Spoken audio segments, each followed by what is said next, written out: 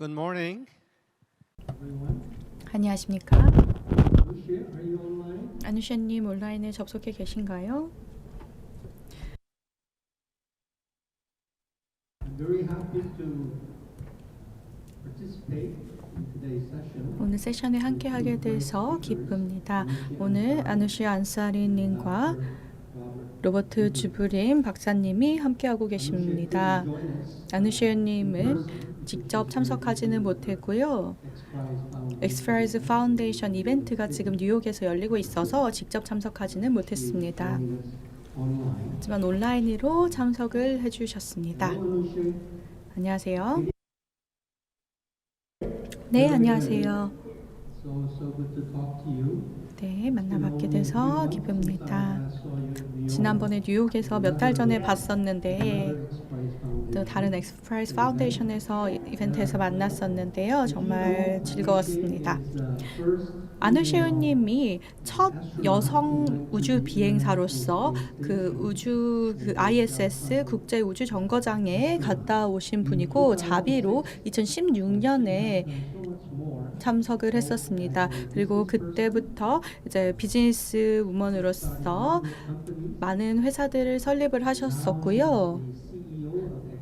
이제는 엑스프라이즈 파운데이션의 대표 CEO가 됐습니다. 그리고 2004년에 $10,000,000를 안사리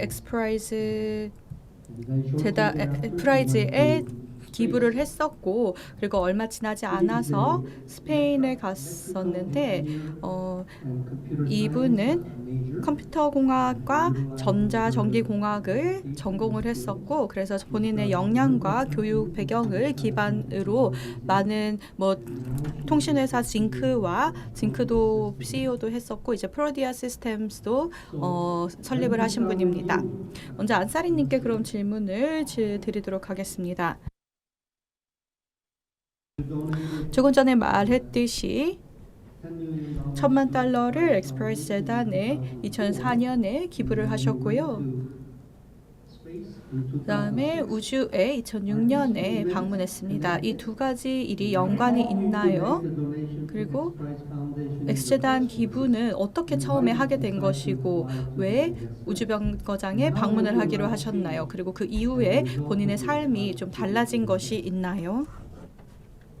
Yes, it's wonderful to be with all of you. I'm sorry I'm not there in person, but it's 네, 제가 직접 참석하지는 못하지만 함께 하게 돼서 기쁩니다. 전 세계에 이런 변화를 이뤄내기 위한 이런 회의에 함께하게 돼서 감사합니다. 이게 가상으로 이렇게 만날 수 있다니 정말 기쁩니다. 저와 제 남편이 엑스프라이즈의 스폰서가 되기로 했던 이유는 엑스프라이즈가 처음에 발사가 될 때 이렇게 할 때는 첫 번째 이유는 제가 우주에 가고자 하는 그런 열정이 있었고요. 그리고 그 우주에 있는 많은 자원들을 우리가 활용을 할 수 있다면은 지구에 있는 모든 사람들에게도 도움이 되기 때문입니다. 그리고 현재 적어도 그 당시에는 문제가 뭐든지 우주로 발사를 하는 게 너무 비쌌습니다. 그래서 탐사를 한다든지 그 우주에 있는 자원을 탐사를 하기가 너무 어려웠습니다. 그래서 그 비용을 줄이고자 했고요. 엑스프라이즈는 저희가 그렇게 할 방법이었습니다. 그래서 저와 제 남편은 2004년에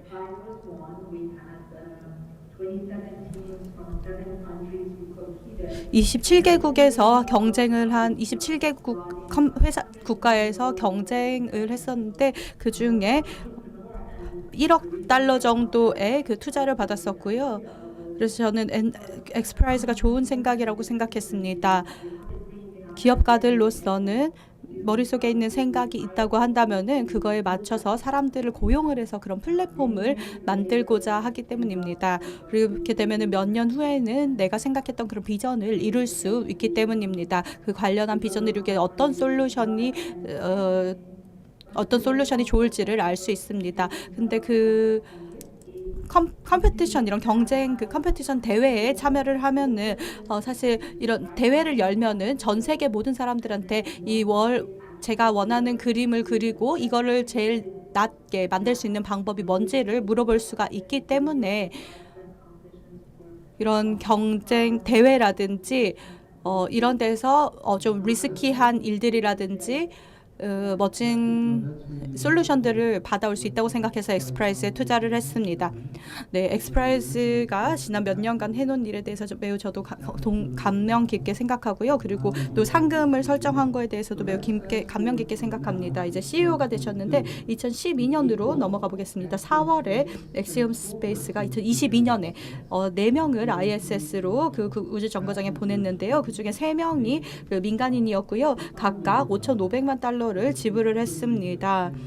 그래서 우주 정거장에서 2주간 머물렀었는데요. I understand that mission was led by 그 미션은 마이클 로페즈 알레그리아님이 to the ISS in 2000. 리드를 하셨고요. 그 2006년에 이분이랑 그 같이 그 아누셰님도 같이 비행을 하셨죠.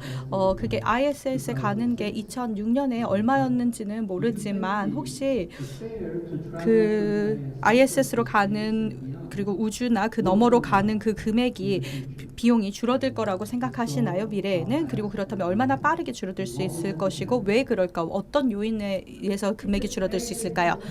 네, 정말 좋은 질문입니다. 먼저 한 가지 이야기를 드리고 싶습니다. 마이크 알레그리아가 저희와 함께 러시아 소유주 미션에서 그 스페이스 미션에 가는 그런 미션을 함께 했었고요. 그걸 통해서 제가 이걸 그 우주 여행을 상업화를 해야 된다라는 생각을 했습니다. 며칠간 함께 있으면서 그 민간 상업 우주 회사가 있어야 된다고 생각했었고요. 나사 또한 그것에 대해서 많은 지원을 해줬고 그 믿음을 동일하게 갖고 있었습니다. 그래서 우주로 가는 첫 상업 그 여행을 하게 됐었는데요. 인류의 미래는 우리가 지속 가능한 비즈니스를 우주에 짓는 것에 달려 있다고 생각합니다. 그렇기 때문에 상업 회사들이 필요한 거고요. 정부는 다른 목표가 있죠. 우주로 가는 것에 대해서. 정부 같은 경우에는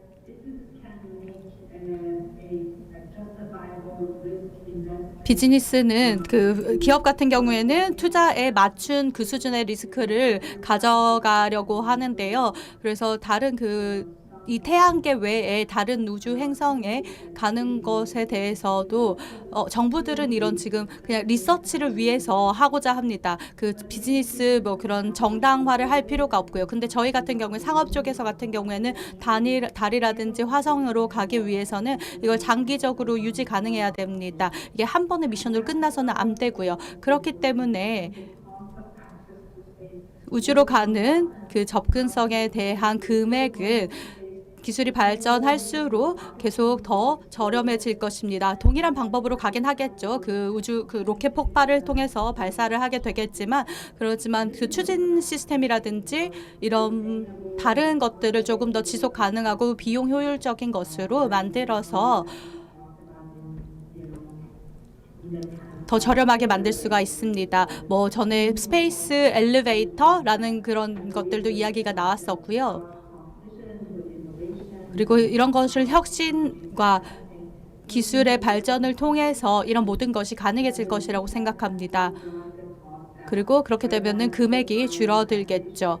현재는 그 공급 수요 이슈가 있고 궤도로 들어가는 금액이 지금 매우 높은 상태인데요. 제가 우주에 갔을 때만 해도 사람들과 비즈니스들이 우주를 탐험하고자 하는 그런 수요는 있었습니다. 그리고 지금은 이제 그 당시에는 하지만 그런 기술이 그 정도로 충분치 않았는데요. 이제 이미 많은 금액이 줄어들었고요. 그 재사용 가능한 라켓을 사용함으로써 금액이 많이 줄어들었는데 그 외에도 더 금액이 줄어들 수 있는 그 좀 여지가 많다고 생각합니다.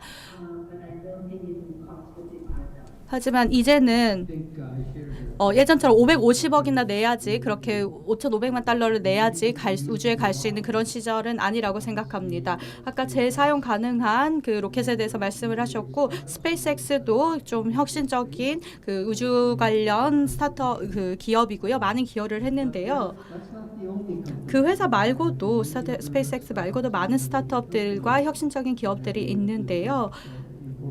이 회사들이 많은 주요 기여를 했습니다. 혹시 다른 회사를 말씀해 주실 수 있는 회사가 있나요? 스페이스X 외에.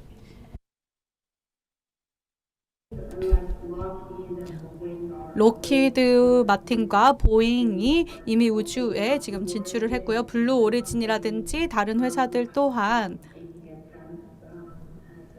우주로 가고자 하고 그 우주 궤도 외로 가고자 하고 있습니다.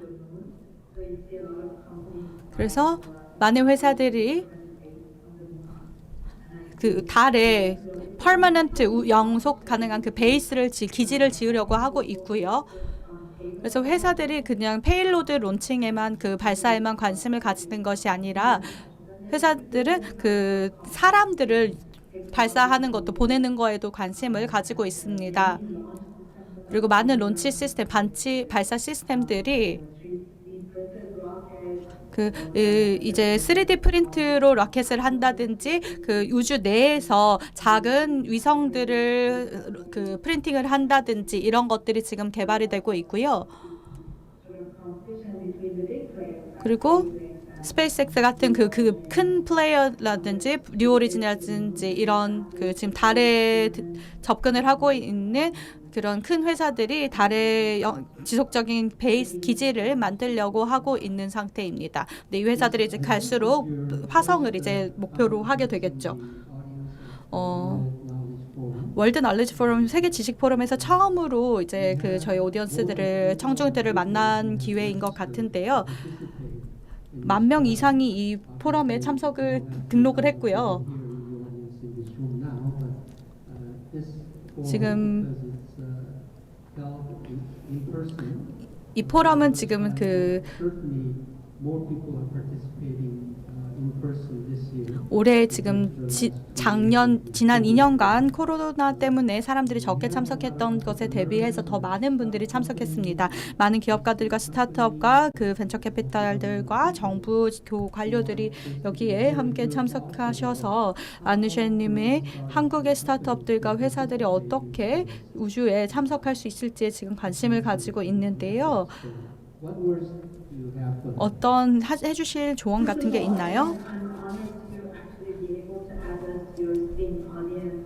네, 이렇게 멋진 청중분들과 함께 할 수 있게 돼서 일단 기쁘다는 말씀을 다시 한번 드리고 싶고요. 스페이스 인더스트리 지금 계속해서 더 성장을 하고 있습니다. 더 커지고 있고요. 그래서 우주에 대한 접근권을 누구든지 참석하고자 하는 국가라고 한다면은 모두 지금 기회가 있는 상태입니다.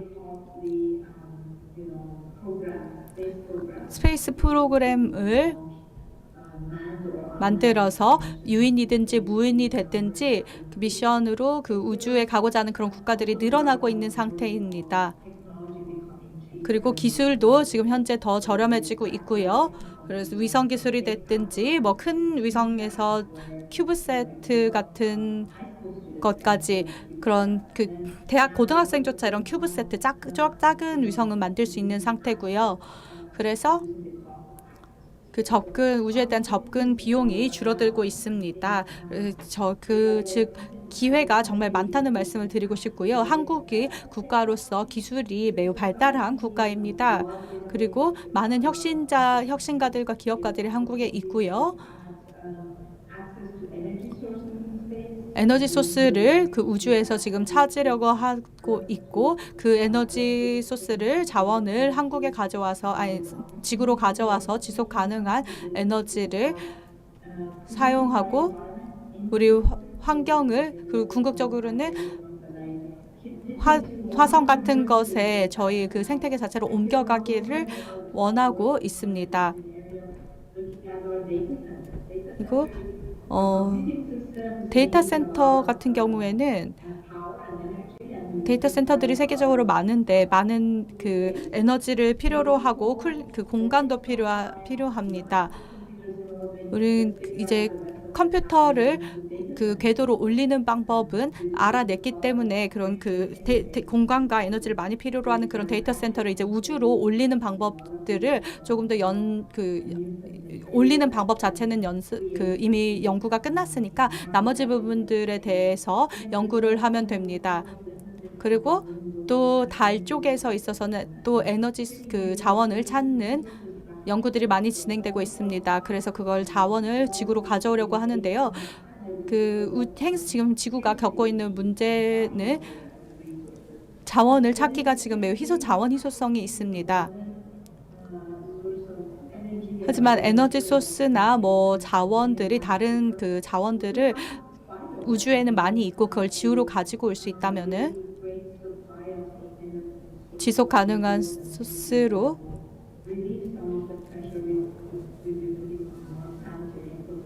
그 지구의 생태계에 많은 부담을 덜어주게 될 것입니다.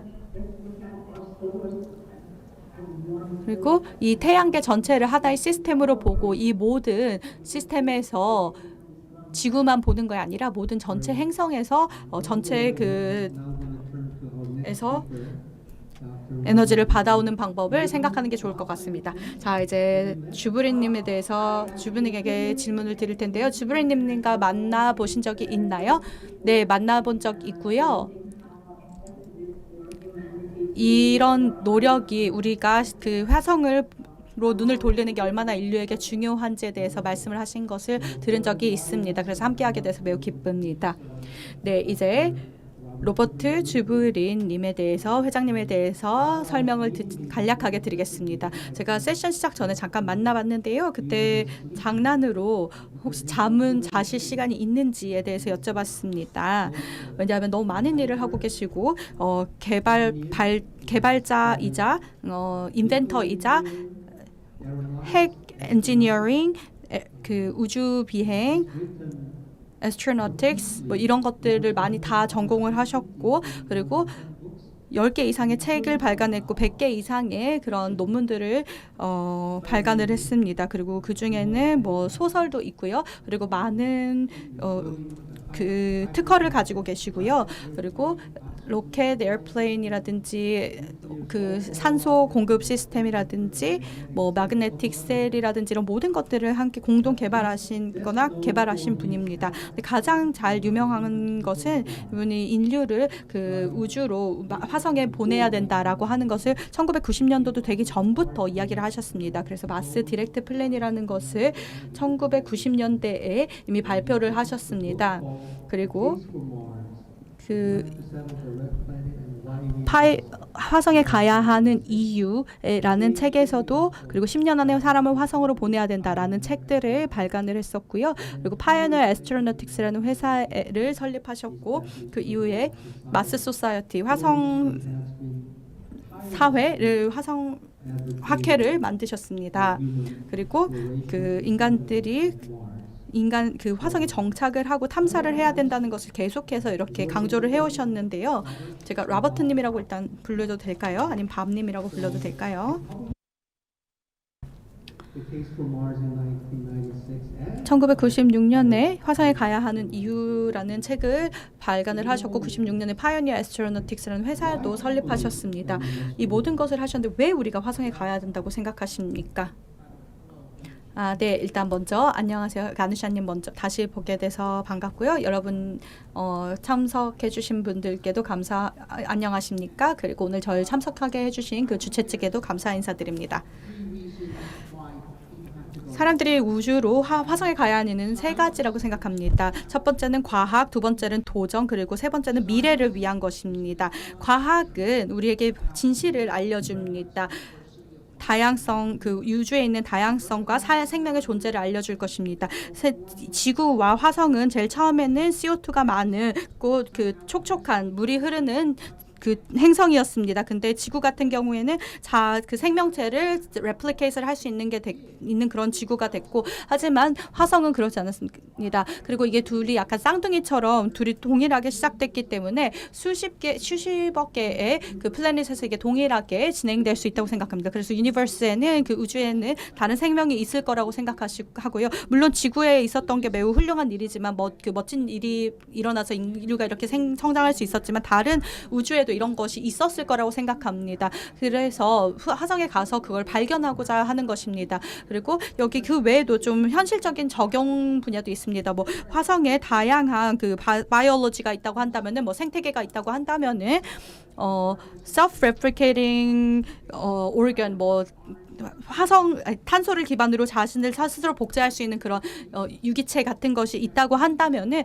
이런 것을 기반으로 바이오테크에 많은 혁신을 일으킬 수 있을 것입니다. 두 번째, 도전에 관한 것인데요. 저는 그 인류와 문명이 개인과 같다고 생각합니다. 저희가 성장을 하면서 도전을 해야지 성장하고, 그렇지 않으면은 정체된다고 생각합니다. 우리가 화성으로 가는 것은 매우 긍정적인 모든 사회에 긍정적인 영향을 줄 것입니다. 특히 참여자들 그리고 모든 사회의 젊은 층에게 도움이 될 것입니다. 모든 젊은 사람들이 과학을 배우면은 새로운 세계를 탐험할 수 있다라는 것을 알 수 있고, 그렇게 되면은 수백만 명의 엔지니어라든지 과학자, 의사, 의료, 연구자, 이노베이터, 기업가, 이런 모든 숫자들이 훨씬 더 2배 이상으로 넘어질 것입니다. 그 아폴로 프로그램이 있을 때, 미국에서 진행됐을 때 이러한 도전이 있었기 때문에 많은 사람들이 이런 수치가 2배로 늘었었는데요. 이게 동일하게 전 세계적으로 적용이 될 거라고 생각하고, 이게 60년대엔 여성에게는 그렇게 기회가 없었다고 하더라도 지금은 이제 여성들에게 더 많은 기회가 있을 거라고 생각합니다.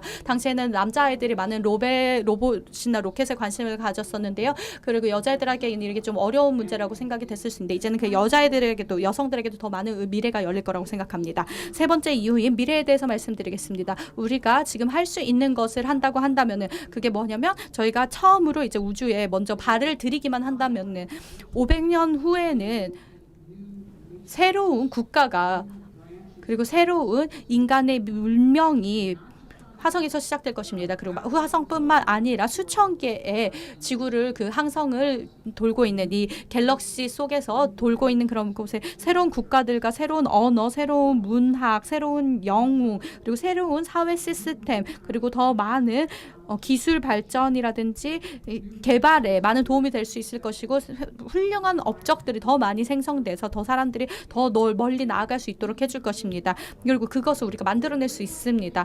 현재 지금 그 역사의 끝에 서 있는 것이 아닙니다. 우리는 역사의 시작에 서 있는 것입니다.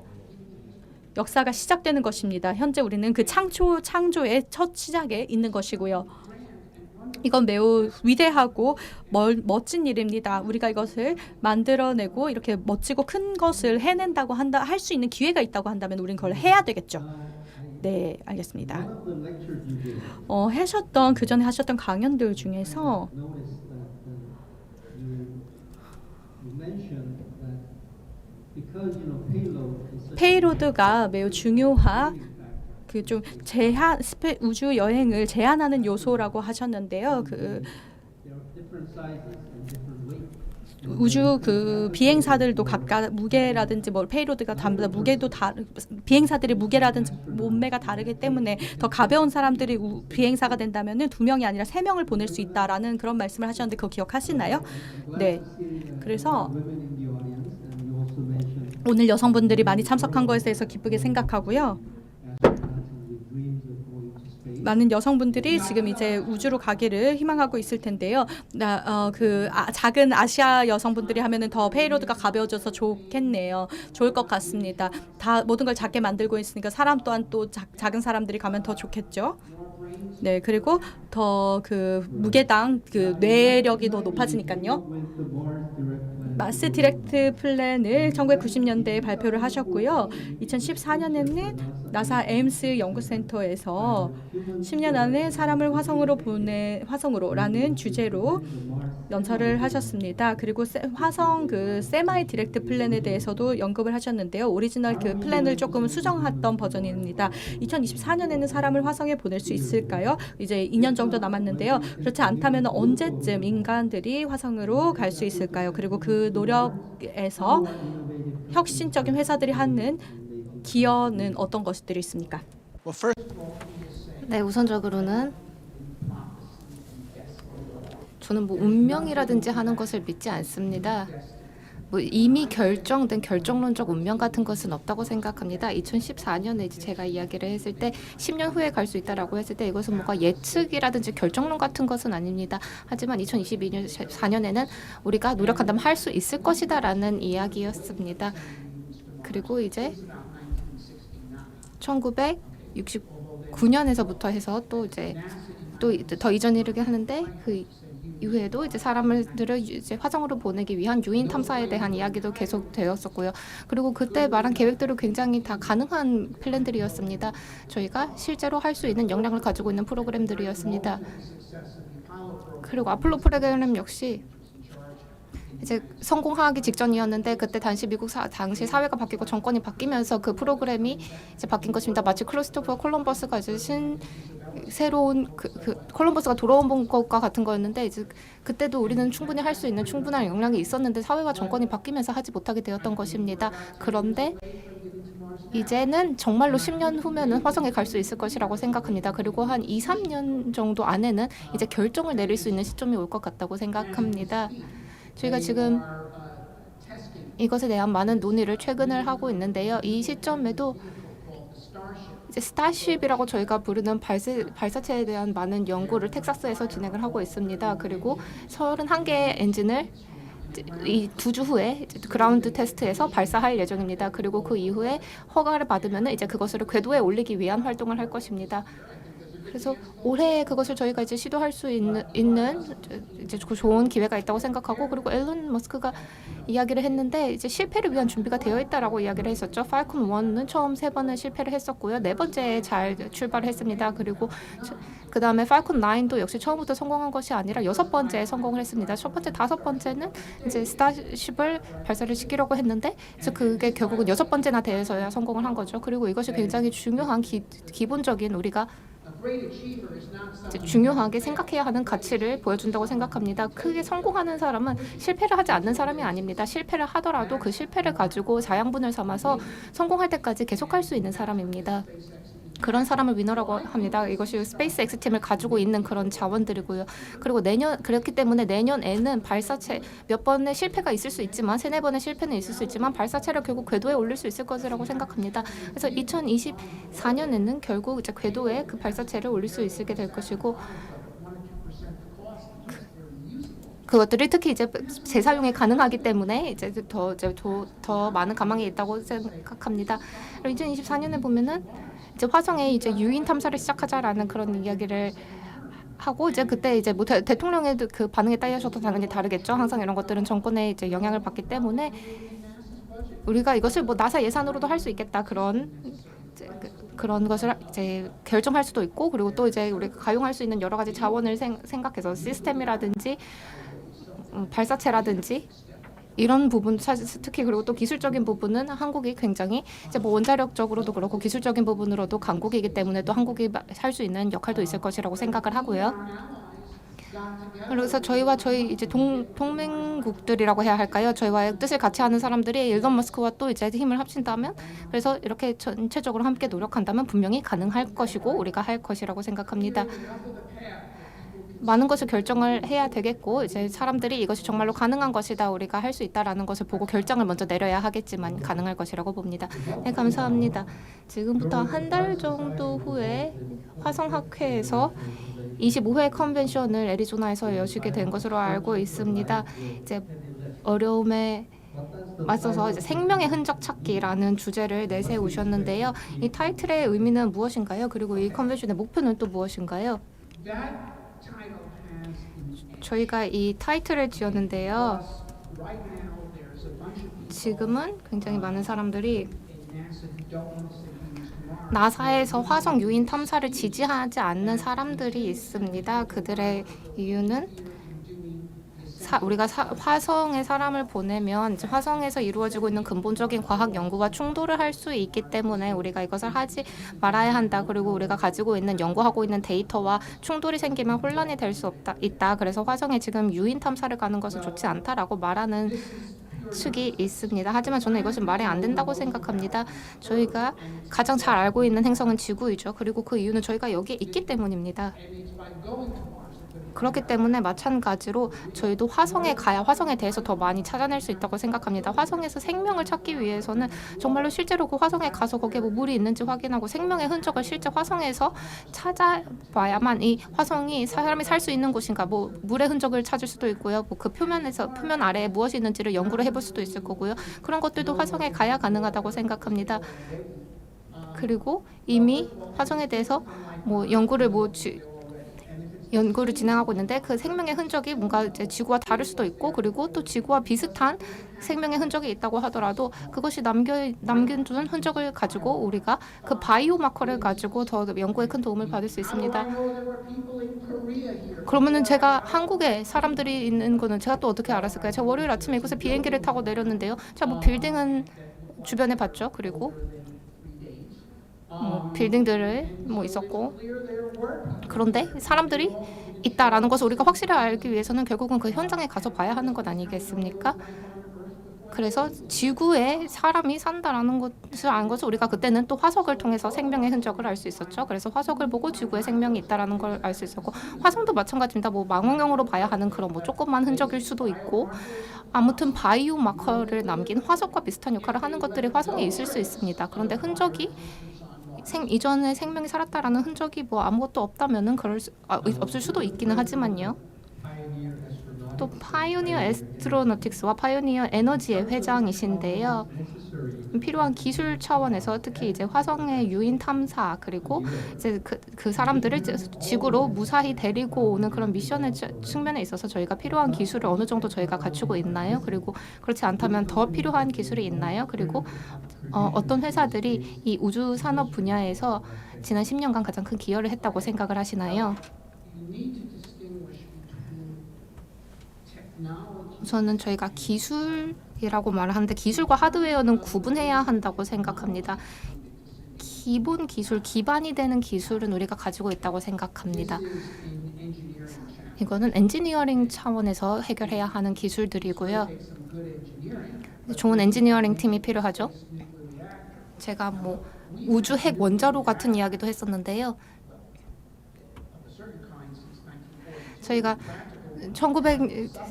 1942년대부터 이제 또 이제 이런 기본적인 기반 기술에 대해서는 많이 다지고 있었고, 핵 원자로에 대해서도 저희가 심지어 이제 색이 있는 텔레비전이 나오기 전부터도 저희가 원자로의 얘기는 이제 사회에서 많이 이야기하고 있었죠. 하지만 저희가 지구 외적에서 그리고 화성 같은 곳에서 그것을 사용하려고 한다면 그것을 또 다른 기술적인 니즈가 필요하겠죠. 그런데 기반 기술 차원에서 우리가 기술이 필요하다고 하는 것은 근본적으로 어려운 것은 아닙니다. 예를 들어서 원자로라고 한다면은 그 이전부터 그것에 대한 연구 자체는 많이 이루어지고 있었기 때문에 그것을 새로 적용을 해야 하는 것이지만, 이제 기본적인 기술 자체에서 아주 근본적으로 다른 것은 아니라고 생각합니다. 그리고 유인 탐사라고 생각하면은, 그런데 이제 사람들을 보내고 그리고 보낸 다음에 사람들과 소통해야 하는 그런 기술이 또 필요하겠죠. 하지만 이 모든 것들은 우리가 여태까지 고민을 해본 것이고 연구를 해본 것이고 우리가 완전히 새로운 부분은 아니라는 점을 말씀을 드리고 싶습니다. 그런데 이제 뭐 그럼 이런 과학적인 기반을 누가 다지느냐? 물론 전 세계의 글로벌 기업들이 함께 하고 있고 사람들이 오랜 세월에 걸쳐서 연구를 해오고 있죠. 조금 더 뭐 응용 과학으로 오면은 조금 더 최근에 연구들이 이루어진 것이 있겠는데요. 독일에서 고체가 아닌 뭐 액체로 되는 뭐 연료로 얘기를 했었고, 소비에트 측에서도 그런 뭐 생명 유지 장치라고 해야 할까요? 그런 것들에 대한 장비를 이제 소비에트일 때 많은 연구를 했었고, 하지만 저희는 이제 저희가 개발한 것들을 나중에는 사용을 하게 되겠지만요. 이제 새로운 시대라고 생각합니다. 새로운 우주의 시대이고 한국이 여기에 참여해야 한다고 생각합니다. 기업가들도 기업 차원에서 이제 참여를 할 수 있겠죠. 왜냐하면 기업들이 이 우주 산업에서 할 수 있는 역할이 굉장히 많으니까요.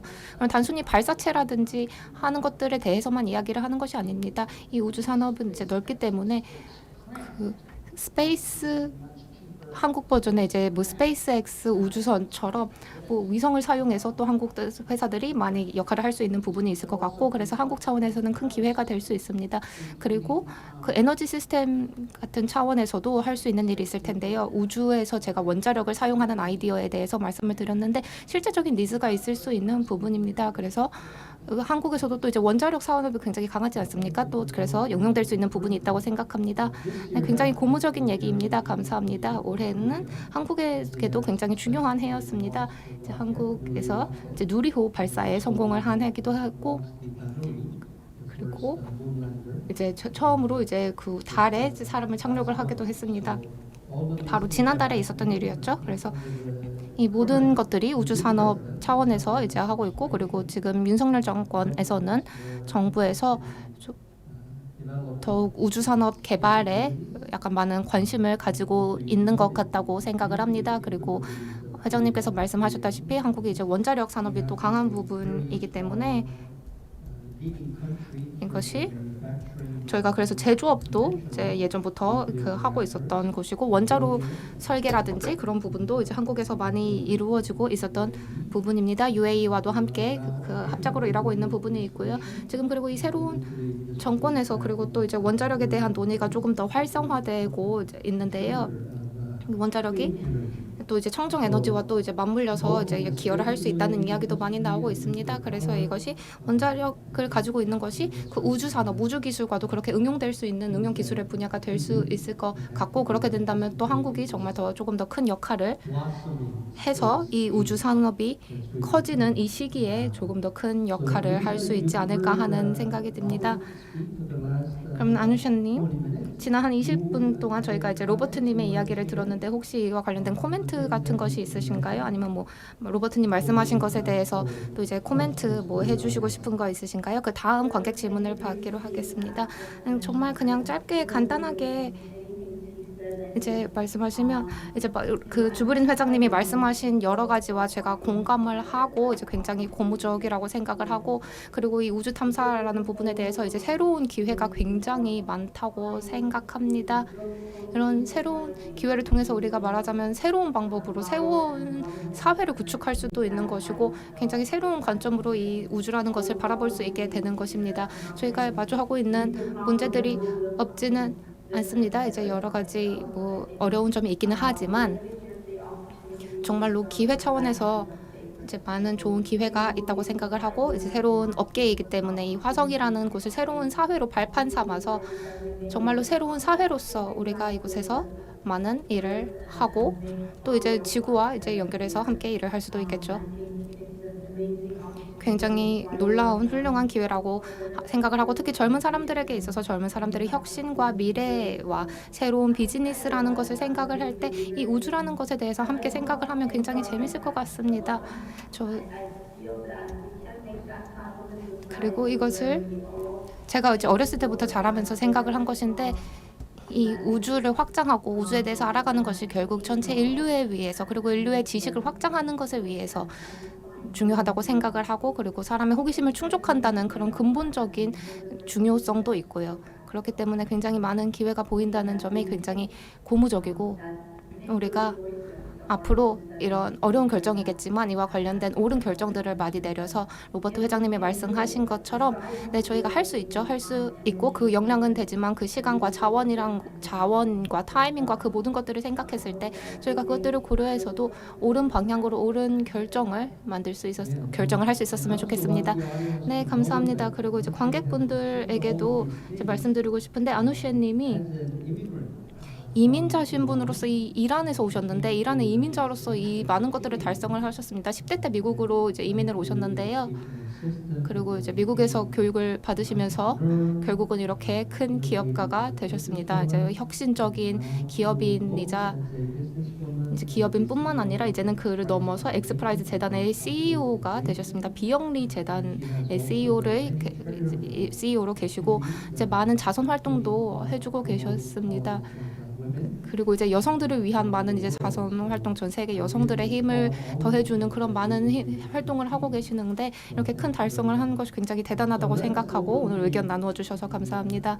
그러면 이제 Questions from 여기 앉아 계신 분들 이제 질문도 좀 받아보도록 하겠습니다. 혹시 질문 있으신 분 또는 코멘트 있으신 분 계시면 알려주시기 바랍니다.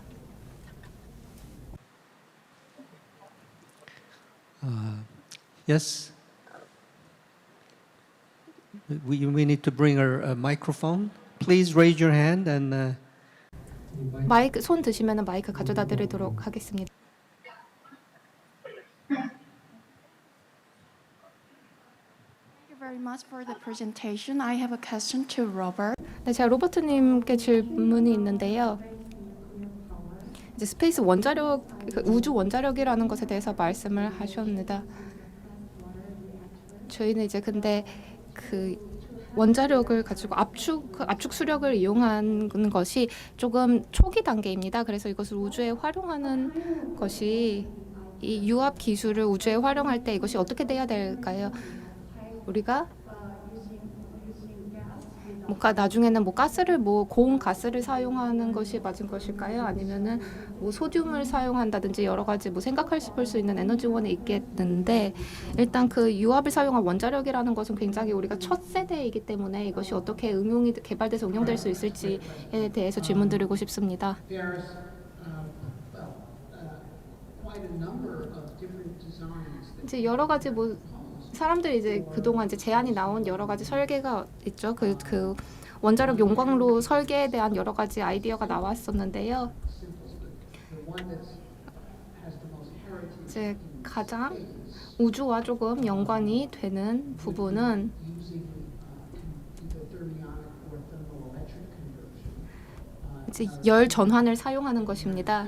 저희가 Isotope thermoelectric generators. 미국에서도 그런 그 열 전환을 하는 기술을 가지고 있는데 이것을 하는 이유는 온도가 높아질 수 있기 때문에 특히 플라토늄과 같은 부분에 있어서 이제 전력으로 전환할 때 있어서 그 온도가 높아질 수 있기 때문에 그 열 전환을 하는 기술을 미국에서도 사용을 하고 있습니다. 굉장히 신뢰 가능한 시스템이고 저희가 1970년대부터 연구하고 사용해 오고 있던 기술입니다.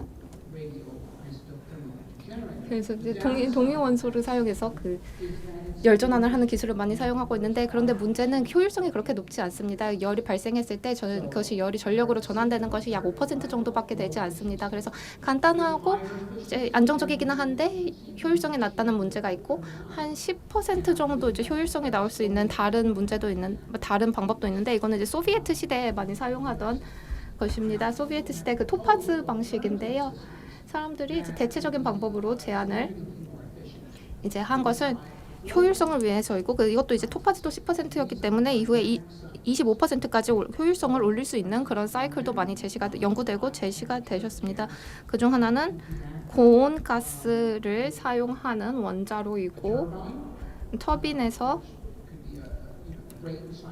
냉각 원자로를 사용해서 냉각 원자로를 사용해서 효율성을 더 높이는 방법이 있고 그리고 이제 스팀을 사용하듯이 우주에서도 비슷하게 그 사이클을 사용할 수 있는 방법이 있습니다. 그 냉각 시스템 자체는 이제 다른 것을 사용할 수 있고 물을 사용할 수도 있는데요. 액체 금속이라든지 아니면 유기체를 사용한 냉각 같은 것도 가능합니다. 그래서 냉각 시스템 메커니즘에 대해서는 굉장히 여러 가지 논의가 있고 열전환이라든지 다이나믹 사이클이라든지 사실 옵션 자체는 굉장히 많습니다. 지금 이제 몇 가지 말씀을 드렸는데 옵션은 많고 강점과 장단점이 있는데요. 저는 사실 고온가스 그 사이클이 조금 더 적합하다고 생각을 하지만 사실은 엔지니어들의 전문 의견을 들어야 하는 부분이라고 생각합니다. 네, 고온가스 냉각에 대해서 말씀을 하셨는데 X 에너지가 또 그런 부분을 하고 있다고 생각을 합니다. 그리고 이제 그 회사의 CEO인 킴 가파리안님이 내일 이곳에서 1시에 또 저희와 함께 하실 예정입니다.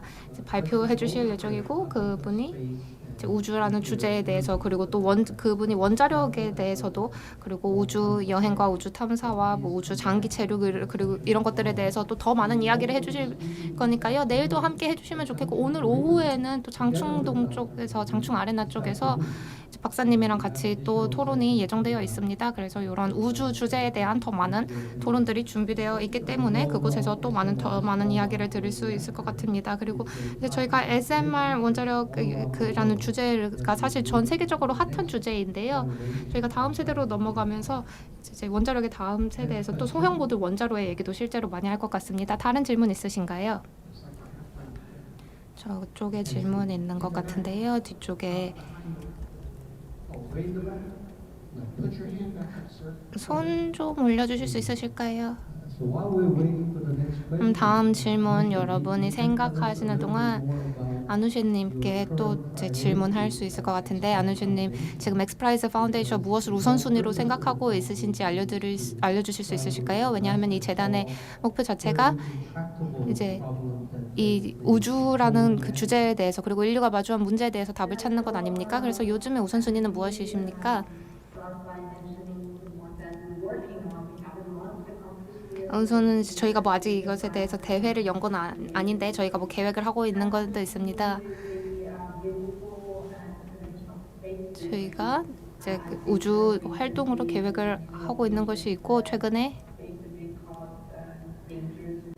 그 우주에서 나오는 그 이제 그 남은 물체 그 우주의 그 물체가 되는 것들에 대해서 좀 연구를 하고 있고 그리고 실제로 그 궤도에 올라갈 수 있도록 더 많이 쏘아 올리는 것에 대한 연구를 활발하게 하고 있습니다. 그리고 이제 우주에 떠다니는 물체들이 저희가 이제 궤도에 발사체를 올렸을 때 그 진로에 방해가 될 수 있기 때문에 그런 이제 우주 파편들과 충돌하는 것을 어떻게 해야 되는지에 대한 연구를 많이 하고 있고 그리고 이것들에 대해서 이제 많은 논의가 일어나고 있는데 허리케인도 그렇고 뭐 산불도 그렇고 요즘 자연 재해가 굉장히 많이 일어나면서 여러 국가들에서 또 자연 재해로 이제 많은 고통을 받고 있는데요. 그래서 저희가 이런 부분에도 이제 공감을 하고 있고 그런데 저희가 이제 열고 있는 많은 대회에서 한국 참가자들도 굉장히 많습니다. 저희가 이제 이런 대회라 강연 같은 것들을 자주 여는데 이제 한국인 분들도 있고 앞으로도 한국인 분들이 많이 이제 참가를 함께 뭐 팀으로 하실 수도 있고 또 이제 많이 해주셨으면 좋겠습니다. 그래서 참가자들이 많은 또 좋은 행사이니까요. 앞으로 한국에서의 참가자들도 더 점점 늘어나면 재밌을 것이라고 생각합니다. 저희가 뭐 우주와 에너지와 생명 다양성 이런 것들에 대해서 그리고 뭐 이런 것들을 사회와 맥락과 연결시켜서 연구를 하고 고민을 하고 우주의 의미가 무엇인지 이런 논의도 저희가 또 대회에서 많이 하고요. 그런 것이 저희 미래를 위한 일이라고 또 생각을 합니다. 1억 달러 챌린지를 말씀을 하셨는데요. 이산화탄소 배출을 줄이기 위한 이런 챌린지였는데요. funded by Elon. 일론 머스크 That name is 님을 통해서 이제 그 자금을 공급받으셨다고 들었습니다. 이 이름이 굉장히 여기저기 요즘 많이 나오는 것 같아요. 굉장히 그 로버트님하고도 이제 그 화성 탐사라는 주제에 있어서 이제 많이 협력하는 분이기도 하죠. 일론 머스크님과의 협력은 또 어떻게 되고 있나요? 그리고 influenced him maybe. 그 일론 머스크님과 얘기하다가 뭐 서로 서로 생각에 영향을 주고받은 부분이 있나요? 그리고 어떤 기여를 할 거라고 생각하시나요? 네, 먼저 일론 머스크의 성취는 그의 것이고요. 제가 물론 영향을 주긴 했습니다. 마스를 그 화성을 본인의 그 소명으로 삼도록 하는데 뭐 영향을 주기는 했지만 그 이후에는 본인의 그 성취는 모두 본인의 것입니다. 그것에 대해서 저는 전혀 그 제 기여라고 생각하지 않습니다. Basically,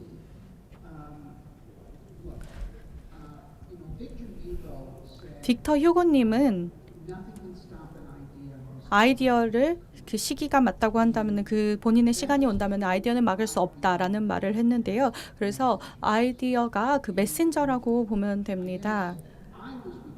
제가 처음에 이 아이디어의 그 인류의 미래를 우주에서 찾는 것에 대한 그거를 시작했을 때 과학 그 아서 클락이라든지 로버트 하일라인 같은 그 우주 공상 과학 사이파이 책의 저자들에게 영감을 받았었고요. 그래서 그걸 기반으로 제가 그거를 사람들에게 퍼뜨리기를 바랬었고, 특히 뭐 화성에 가야 하는 이유라든지 그런 다른 책들로 인해서 인스피레이션을 좀 확장을 했습니다. 그리고 한국 그 책도 한국에서도 한국어로 번역이 돼서 사람들이 볼 수 있는데요.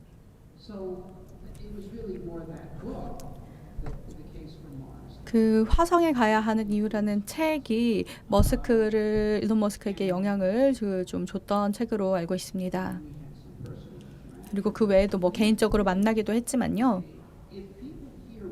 여기 한국에서 인류의 미래를 우주에서 찾는 것을 가능하게 하고자 한다면 다양한 방식이 있습니다. 직접적으로 엔지니어가 돼서 할 수도 있고요. 뭐 설립을 하든지 새로운 우주 벤처를 시작하든지 계약을 하든지 아니면은 뭐 회사 기업가가 돼서 이런 벤처를 도와줄 수도 있고 아니면은 뭐 예술적인 기술 능력을 가지고 있다면은 이런 비전을 좀 확산시키는 데 기여를 하실 수도 있습니다. 그래서 인류가 화성을 탐사하고 정착하는 것 관련된 정말 훌륭한 영화가 있으면 좋다고 생각합니다. 처음 그런 게 됐던 거는 마스 그 화성 그 영화가 있었죠. 그게 좀 도움이 됐었지만 제가 생각하기에는 그게 좀 그렇게까지 훌륭하지 않았습니다. 왜냐면은 그 화성 맷 데이먼 캐릭터가 뭐 우주를 탐사할 수 있다는 그런 정신력, 스피릿을 주기는 했지만 왜 이게 인류의 미래를 화성에서 해야 되는지 이런 거에 대한 이유를 좀 자세히 제공해주지 않았습니다. 그래서 만약 그 영상 제작, 영화 감독이라든지 작가라고 한다면은 이런 걸 하시면 좋을 것 같습니다. 이런 식으로 하면 된다라는 걸 보여주면 좋겠습니다. 그 보고 있는 사람들에 의해서 그냥 스펙테이터, 그 관객으로서 있는 사람들에 의해서 미래가 바뀌는 것이 아니라 참여하는 사람들에 의해서 미래가 바뀌는 것입니다. 여러분 모두가 이것에 참여할 기회가 있고요. 지금 이런 것에 참여를 하는 것은 정말 큰 프리빌리지입니다. 특권이라고 생각합니다. 아까 말씀드렸듯이 우리는 역사의 시작점에 서 있고요. 미래의 세대들은 지금을 기억할 것입니다. 왜냐하면 지금이 사람들이 처음으로 다른 세계로의 발을 디딘 시기이기 때문입니다. 사람들은 그걸 기억할 것입니다. 세계에서 많은 일들이 일어나고 있고 그중에 중요한 일들도 물론 많죠. 하지만 이게 향후에 인류에 기억될 그런 부분입니다. I know you were featured in the documentary called Space. 스페이스 투어리스트라는 그 다큐멘터리에 2009년에 나왔었는데요. 우주 영화 제작자 크리스찬 프레이가 제작을 했었죠. 그런 그 스페이스 투어리스트라는 단어가 알려지기도 전에 본인이 이렇게 우주 여행자가 됐었는데요. 근데 그 우주 여행자라는 말을 스페이스 투어리스트라는 말을 좋아하지 않고 우주 비행 참가자 스페이스 플라이트 파티시펀트라는 단어를 선호하셨다고 들었습니다. 또 개인적으로 스페이스 어드벤처 리미티드에 투자를 하신 것으로 알고 있습니다. 그래서 궤도 외에서 비행하는 우주 운송 수단을 만들어서 상업적으로 사용하기를 원했다고 들었습니다. 이 투자만 하셨나요? 우주 관련된 회사에는 아니면 또 다른 투자도 하신 게 있나요?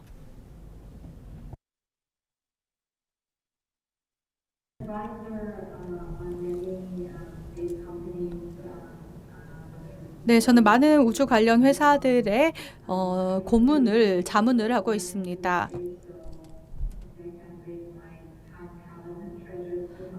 그래서 제가 가진 지식을 그런 기업가들에게 도움을 주기를 바라고 있고요.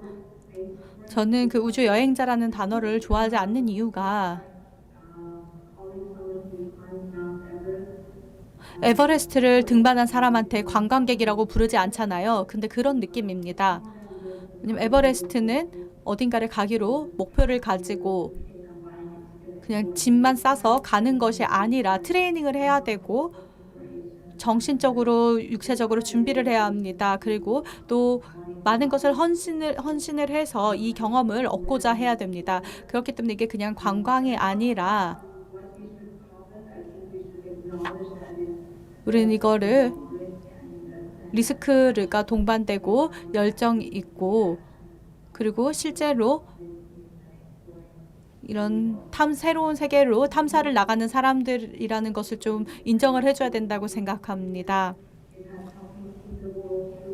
그리고 그런 경험을 통해서 제가 제 세상을 보는 관점을 많이 바꿔줬고요. 제가 더 우선순위를 두고 제 삶에 좀 우선순위라든지 집중을 할 수 있게 됐습니다. 그리고 이 지구가 얼마나 소중한 것인지를 조금 더 알게 되었고요. 물론 이 태양계가 그 너머에 있는 많은 행성을 탐험하는 것을 좋아하지만 한동안 최근 한 가까운 미래 동안에는 제가 이게 이 지구에서 있을 거라고 생각을 하기 때문에 그렇습니다. 이게 지속 가능해야 하고요. 그래서 비즈니스랑 그 넘어서까지 모두가 사람들이 다 지속 가능성을 추구하면 좋겠습니다. 두 분의 백그라운드를 제가 보면서 유사점들을 몇 가지 발견했는데요. 두 분 다 공학 쪽 백그라운드를 가지고 계시고 엔지니어로 시작을 하셨습니다. 근데 거기에서 멈추지 않고 기업가가 되셨고요. 회사를 설립하셨고 아누샤님 같은 경우에는 성공적인 엑싯을 하셨습니다. 되게 젊은 시절에 엑싯을 하셨고요. 아마 30대였던 걸로 알고 있습니다. 첫 10억 달러를 벌었던 게 엑싯을 했던 게 그래서 그 중에서 1,000만 달러를 엑스프라이즈에 2004년에 기부를 하셨죠. 로버트님도 최근에 제가 알기로는 그 지분의 20%를 매각하면서 파이어니어 애스트로너틱스를 보이저 홀딩스에게 매각을 하면서 약간 엑싯을 하셨습니다. 그렇지만 여전히 본인이 사랑하는 그 우주라는 그 명분에 아직도 매우 집중을 하고 계시고 그리고 본인이라든지 다른 사람들을 우주로 보내기 위해 노력하고 계십니다. 이게 우주 정거장은 아니더라도 뭐 달이라든지 그 화성이라든지 더 넘어서를 가려고 하고 계시고요. 여전히 많은 에너지를 이 오리지널 어릴 때 가지고 계셨던 생각을 계속 유지하고 계신데요. 그래서 이렇게 본인의 명분, 본인이 사랑하는 것에 시간을 쏟고 정신을 쏟는 것에 대해서 정말 감명 깊게 생각합니다. 이제 세션이 끝나가는데요. 그래서 각각 두 분에게 클로징 멘트를 하실 기회를 드리겠습니다.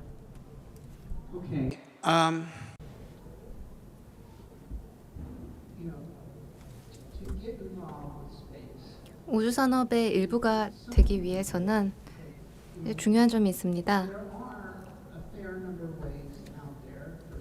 여러 가지 방법이 있을 수 있겠죠. 비즈니스 스킬이나 기술적인 스킬을 가지고 있으면 돈을 벌 수 있는 방법은 많습니다. 하지만 단순히 돈을 버는 것에 대한 얘기를 저희가 하는 것이 아닙니다. 오늘날 세상에서 일어나고 있는 굉장히 중요한 변화인데요. 우리의 시대는 무엇으로 기억될 것이냐라는 것이 우리가 생각해봐야 하는 핵심적인 부분입니다. 우주를 열어서 연구하고 탐사하는 것은 저희가 현재 인류로서 마주한 문제를 해결하는 데 큰 도움이 될 수 있다고 생각합니다. 저희는 현재 인류로서 많은 어려움을 마주하고 있는데 지구온난화도 저희가 굉장히 큰 문제라고 이야기를 하죠. 그런데 그것보다는 그 원자력 가지고 기후 변화는 좀 해결할 수 있다고 생각을 해서 기후 변화가 굉장히 큰 문제는 아니고 큰 문제이지만 첫 번째 문제는 아니고 가장 첫 번째 문제를 하나 꼽으라고 하면은 전쟁이라고 생각합니다. 우리 인류가 서로를 죽이려고 하고 있다는 것, 그것이 우리가 마주하고 있는 가장 큰 문제라고 생각합니다. 이것이 픽션이라고 생각하실 수가 있지만 우리가 인류로서 이제 20세기에 빌드해온 여러 가지 것들을 파괴하는 그런 파괴할 수 있는 그런 시나리오입니다. 하지만 우리가 함께 협업을 하고 새로운 행성으로 가서 살 수 있으면 우리가 더 많은 영토를 위해서 더 큰 땅과 더 큰 자원을 위해서 싸워야 하는 이유가 많이 줄어들 수 있다고 생각합니다. 그렇기 때문에 우주가 이 국방에도 많은 중요성을 가지지만 그뿐만 아니라 이제 국가들이 협업과 평화를 모색하는 데도 큰 역할을 할 수 있을 것이라고 생각합니다. 안우셰님도 마지막으로 한 말씀 해주시겠습니까? 로버트님은 말씀하신 부분 정말 크게 공감을 합니다. 제가 지금 이제 하고 있는 일과 연관이 되어서 생각이 된다고 생각하는데 일단 제가 공학자 출신이지 않습니까? 제가 엔지니어링을 공부한 사람으로서 일단 우주에 굉장히 큰 사랑을 가지고 있는데 그런 사람으로서 여기 오늘 계신 분들 그리고 특히 이제 젊은 분들이 계시다면 여러분에게 중요한 것을 찾으셨으면 좋겠습니다. 그리고 단순히 내가 뭐 이것에 뭐 흥미가 있다, 재미를 느낀다 그런 것을 넘어서 무언가에 대해서 액션을 한번 취해 보셨으면 좋겠습니다. 그래서 관심을 가지고 흥미를 가지는 것도 중요하지만 액션을 한번 해보셨으면 좋겠고 그리고 그에 더해서 저희가 이 기술 분야에 아직도 여성 인력이 그렇게 많지는 않습니다. 그리고 세상이 분명히 많이 변하고 있기는 하죠. 그래서 비즈니스에서도 그렇고 여러 컴퓨팅 분야에서도 그렇고 여러 분야에서 여성들의 참여가 늘어나고 있기는 한데